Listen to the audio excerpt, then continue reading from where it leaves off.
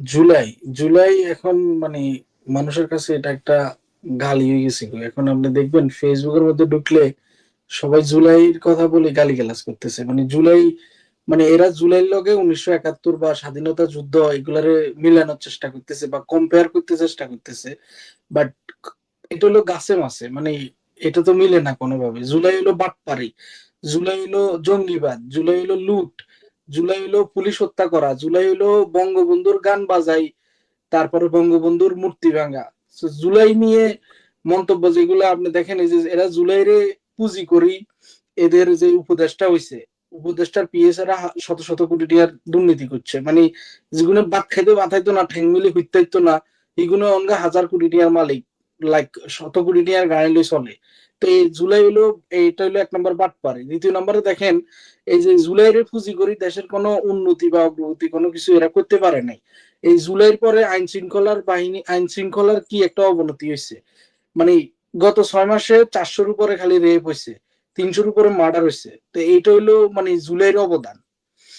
তারপরে ইউনুচ্ছা দেশ সুদি হাতে কি করছে, হাতে হাতের যে ট্যাক্স টুক্স আছে সবগুলো হাতে মাফ করাই লাইছে, হাতে গ্রামীণ ব্যাংকের মালিকানা লইছে, হাতে ইয়ে করছে। মানে হাতের এটা হলো মানে বুয়াতি বয়সে হাতের একটা শখ জাগ যে হাতে বাংলাদেশের নেতৃত্ব দিব, বাংলাদেশের প্রধানমন্ত্রী হইব। তো এটার অনুযায়ী হাতে দীর্ঘদিন ধরে একটা মানে চক্রান্ত করছে, বিদেশ থেকে টাকা আনি বাংলাদেশের যে জঙ্গিরা আছে জঙ্গিদের মধ্যে বিতরণ করি, এদেরকে মানে শেখ হাসিনা বা আওয়ামী লীগ সরকারের পিছনে লাগাই দিছে।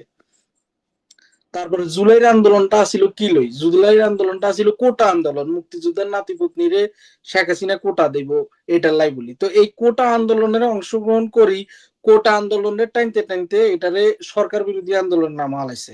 তারপর হিগুন যে দাবি করে হিগুনের এই মরছে সেই মরছে।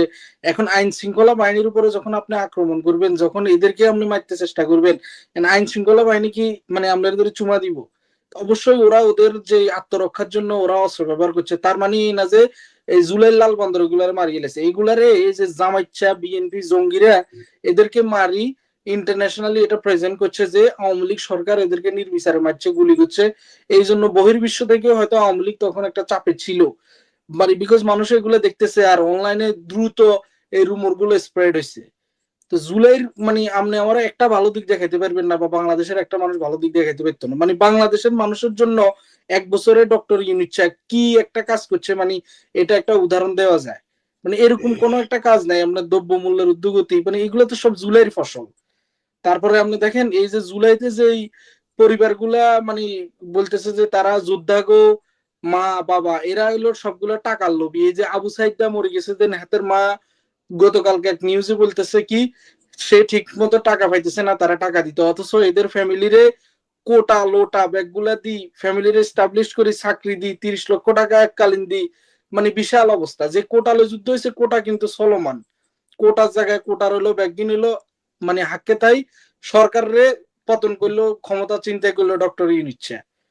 মানে জুলাই মানে জুলাইরে নিয়ে বিবৃতি দেওয়ার মতো এখানে আর কোনো কিছু থাকে না। তারপর আপনি দেখেন একটা স্বাধীন দেশ, স্বাধীন দেশের আবার স্বাধীন হয়েছে 5ই আগস্ট মানে স্বাধীনতা দিবস, এগুলো যুদ্ধ করছে। তারপরে তাকায় দেখেন এই যে এই জুলাই জঙ্গি হাতে মুক্তিযোদ্ধারা কিভাবে লাঞ্ছিত হয়েছে, এদের গলার মধ্যে জুতার মালা দিছে। তারপরে সংখ্যালঘুর বিভিন্ন ধরনের ধর্মীয় মানে ব্লেম দিয়ে ইগুনের মন্দির ভেঙছে, সংখ্যালঘু বেডিরে কদিন আগে রেপ করছে, তারপরে বাপ ছেলের মাথা কামাই দিছে। এসব তো জুলাই জঙ্গিরা করছে। জামাইচ্ছা বিএনপি এমন ভাবে মাথা ছাড়া দিয়ে উঠছে, মানে আফগানিস্তান ফিলিস্তানি কিন্তু বাংলাদেশ অনগা ছাড়াই গেছে। বাংলাদেশের মানুষের বিন্দুবত্ত নিরাপত্তা নাই। বাংলাদেশের মানুষ এখনকার হাঁটতে গেলে কয় আমরা শেখ হাসিনার আমলে ভালো আছিলাম। তাহলে আপনি জুলাইটারে কিভাবে আপনি রেসপেক্ট আসবো, বা জুলাইটারে কিভাবে সম্মান দিবেন? আর একটা স্বাধীন দেশ দ্বিতীয়বার কিভাবে স্বাধীন হয়? মানে একটা রাজনীতিক ফাইটিং রাজনীতির একটা মানে যুদ্ধের ময়দানটা তুমি এটা স্বাধীনতা যুদ্ধ বানাই দিবা, এটা তো বাংলাদেশের মানুষ মানি নেব না।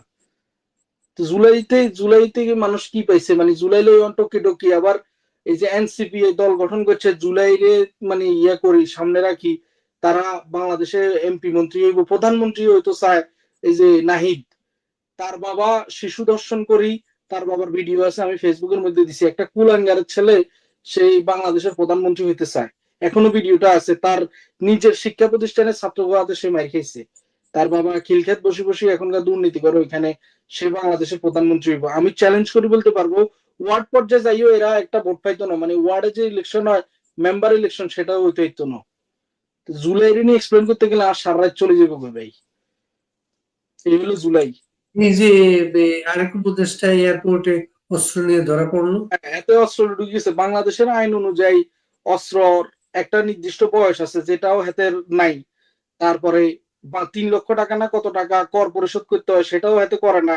হাতে বেতন হয় কত ইয়া করতে করো এগুলো কোনো যায় না। হাতে AK-47 এর মতো ভয়ঙ্কর অস্ত্র ম্যাগজিন লই হাতে এয়ারপোর্ট হারিয়ে যায়। হাতে তো বাংলাদেশ দেখি হাতে বাঁচি গেছে। হাতে এটা লই যদি তার কৃষ্ণে কোথায় যেতে লাগছে হিয়ানে গেলে মানে বাংলাদেশের সম্মানটা কই যেত।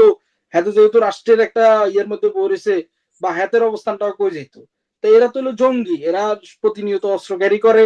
আবু সাইদারে এরা নিজেরা মারি আওয়ামী লীগের উপর দোষ চাপাই দিছে। এরা এদের এই যে যতগুলো স্টুডেন্ট মারা গেছে সবগুলোর এই জঙ্গিরা পাচ্ছে। নোয়াখালীর একজন কৃতি সন্তান আছেন উপদেষ্টা মাস্টার মাইন্ড, তারে বহুদিন ধরে আন্ডারগ্রাউন্ডে কোথাও পাওয়া যাচ্ছে না। উনি কোথায় আছেন জানেন স্বপ্নের? নোয়াখালীর উপদেশটা কে? Mahfuz mastermind. ও ঠান্ডা মাহফুজ, হাতে আসলে সাবে টাবে ওড়ে হাতে ইয়ে হয়ে গেছে কদিন আগে। হাতের বাপের বলে এলাকার মধ্যে দিছে ফিডব্যাক ঘুরে বিএনপি নেতারা বলে হাতের বাপের দিছে ফিডব্যাক।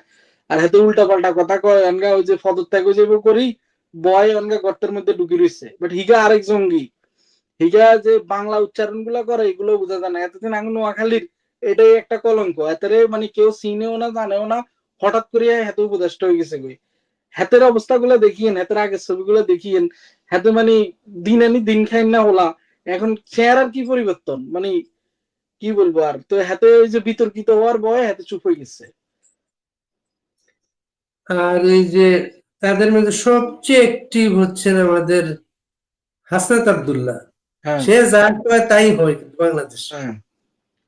হাসান আব্দুল্লাহ তো জঙ্গিগো এত প্রধান, এত জঙ্গিগো হেড। হাতের বাবা, আমি কুমিল্লা দেবিদ্বারে খবর নিছি, হাতেও একটা দিন মজুরের ছেলে, হাতেও বাড়িতে একটা ঘর নাই। বাট হাতেরও অবস্থার পরিবর্তন হয়ে গেছে গো। ইশারায় এখন 1000 কোটি টাকা চলিয়ে গিয়ে তারপরে হাতে যা ও যা করবো তা তো হওয়ারই কথা। পুরো প্রশাসন ওদেরকে সমর্থন দেয়। আমার মনে আছে গাজীপুরের যে মন্ত্রী না এমপির একজনের ঘর বাড়ি লুট করতে গেছিল, তখন Hasnat Abdullah direct publicly declare করছে মারি ফেলে না কেন, নেক্সট টাইম পেলে ছাত্রলীগ বা আওয়ামী লীগ বা গাজীপুরের মানুষের মারি ফেলতে। তো এই জঙ্গিবাদের উস্কানিদাতা জঙ্গিবাদের গডফাদার হলো ডক্টর ইউনিচ্ছা। তো ডক্টর ইউনিচ্ছা যখন মানে একটা দেশের সরকার প্রধান বর্তমানে মানি আর না মানি হাতে তো জোর করে হলেও বসছে। হাতে যখন হাসনাতের মতো জঙ্গিরে শেল্টার দেয় তখন হাসনাতের পক্ষে যে কোনো কিছু করা এটা অবাস্তব কিছু না। 32 নম্বরটা ভেঙে ফেললো স্বপ্নীল, কোনো প্রতিরোধ হলো না। কবে এর প্রতিরোধ আশা করেন? ধানমন্ডি 32 যেটা, এটা বঙ্গবন্ধু স্মৃতি বিজড়িত একটা বাড়ি। এটার প্রতিরোধ প্রতিবাদ এবং এটার প্রত্যেকটা ইটের হিসাব এরা দিব। বাংলাদেশ আওয়ামী লীগ এটা ফিরবো, বাংলাদেশ আওয়ামী লীগ এদের বিচার করবে। এরা এই যে যারা যারা ভিডিও করে উল্লাস করে গেছে এদেরকে একটা একটা ধরে ধরে এদেরকে যে ইট একটা একটা ভাঙছে এটা জবাব ইটের বদলা এদেরকে পাটকেলে এরা দিতে হইব। এবং খুব শীঘ্রই বাংলাদেশের ঋতুর মতো ক্ষমতা পরিবর্তন হয়। এককালীন ক্ষমতায় কোনো সরকারে আসিল না, আর আওয়ামী লীগ এগুলা অনেক আগ ধরে ফেস করে গেছে। সো এগুলো নিয়ে এটার কোনো চিন্তা করার মানে হয় নাই, অপশন নাই যে আওয়ামী লীগের আসতো না বা এগুলোর বিচারিত না। এবং ওদের মনের মধ্যে ভয় ঢুকে গেছে বই। এই জন্য এরা আরো উঠি পড়ি লাগছে যাতে আওয়ামী লীগের আরো বিনাশ হয় বা আওয়ামী লীগ আর ফিরতে না পারে। বাট আওয়ামী লীগ আসবো, ধানমন্ডির প্রত্যেকটা ইটে জবাব নেওয়া হইব এবং শীঘ্রই এটা হইব। শেখ হাসিনার বিরুদ্ধে একটা রায় হয়েছে গতকালকে, 6 মাসের জেল হয়েছে, কিভাবে দেখেন স্বপ্নের? শেখ হাসিনা নাই, শেখ হাসিনার কোনো উকিল নাই, জামাইটা উকিলে গেড়ে বানাই দিছে শেখ হাসিনার উকিল। যাতে মানে 5ই আগস্ট পর্যন্ত শেখ হাসিনার বিরুদ্ধে লেখালেখি করে গেছে, এখনো শেখ হাসিনার বিরুদ্ধে লেখালেখি করে। হাতে জামাতের প্রোডাক্ট জঙ্গিবাদ, হাতেরে বানাইছে শেখ হাসিনার পক্ষের উকিল। এখন যেখানে শেখ হাসিনা উপস্থিত নাই, যেখানে শেখ হাসিনার কথা বলার সুযোগ নেই, যেখানে আওয়ামী লীগ আজকে কোণঠাসা, যেখানে আওয়ামী লীগের নেতা কর্মীরা মিথ্যা মামলায় জেলে চলে যেতেছে, মারি ফেলতেছে, ইয়ে ধরে ফেলতেছে, শেখ হাসিনার ওরা যদি ফাঁসির রায় দিয়ে দেয় এটা নিয়ে কথা বলা মানে পুরাই অযৌক্তিক, সময় নষ্ট করা। এরা এখন যেমন খুশি তেমন সাজাভাবে দেশ চালাইতেছে। সো আমরা এগুলা কেয়ারও করি না, কারে সাজা দিল ইয়ে করলো এগুলাতে কোনো কিছু যায় আসে না। সাজা দেওয়ার মতো ইউনিটটা কি মানে জনগণের ভোটে হয়েছে, 18 কোটি মানুষের সমর্থন আছে, গুটি কয়েকটা মানুষ ঢাকায় থাকে জামাইচ্ছা জঙ্গি বিএনপির সমর্থনে এখনো ক্ষমতায় বয়ে রয়েছে, হাতে আদালত বানাইতেছে, হাতে রায় দিতেছে, হাতে সাজা শুনাইতেছে। এগুলো হলো একটা হাস্যকর ব্যাপার। অনলাইনে কথা বলার কারণে একটা সাব্বির জেলে অনেকদিন, তার খোঁজ পাওয়া যাচ্ছিল না। আপনি তার দেখেন সর্বশেষ বাক স্বাধীনতাটা কোথায় যায় দাঁড়াইছে। কিছুদিন আগে সাব্বিরের কথাটা আমি শুনছি, ছেলেটা মানে পুরো গায়েব করে ফেলছে। এই অনলাইনের মধ্যে আওয়ামী লীগের পক্ষে বা মুক্তিযুদ্ধের পক্ষে কথা বলতো, ইউটিউবে ছোট্ট একটা চ্যানেল ছিল। এই ছেলেটারে সাইবার মামলায় ঢুকাই, জামিন না দিয়ে এই ছেলেটারে মানে লুকাই ফেলছে। আমরা দীর্ঘদিন কষ্ট করার পরে বা আওয়ামী লীগের লোকজন কষ্ট করার পরে এর হদিস পাইছে বা এর ফ্যামিলির রিচ আউট করতে পাইছে। শুধু এটা না, মানে এখানে কেউ জয় বাংলা স্লোগান দিতেছে, আমেরিকাতে তার ভিডিও প্রকাশ হইতেছে, তার বাবারে ধরে মারতেছে। কিছুদিন আগে একটা ছেলে, বাড়ি হলো ফেনী, আপনি ফেনীতে ছিলেন দীর্ঘদিন, ফেনীর এই যে একটা ছেলে আমার সাথে এখানে থাকে, জয় বাংলা স্লোগান দিছিল, তার বাবারে ধরে ফেনীতে মার দিচ্ছে।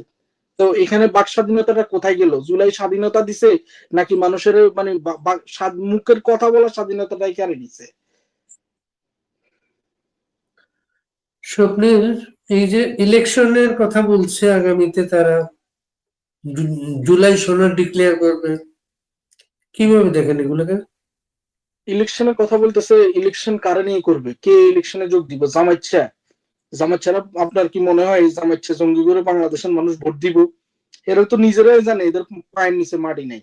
তারপরে বিএনপি, বিএনপি বাংলাদেশের একটা বড় দল, বাট বিএনপি 5ই আগস্টের পরে যে অপকর্মগুলা করছে, যে লুটগুলা করছে, আওয়ামী লীগের অধিকাংশ নেতা কর্মীরা বিএনপি মারি ফেলছে।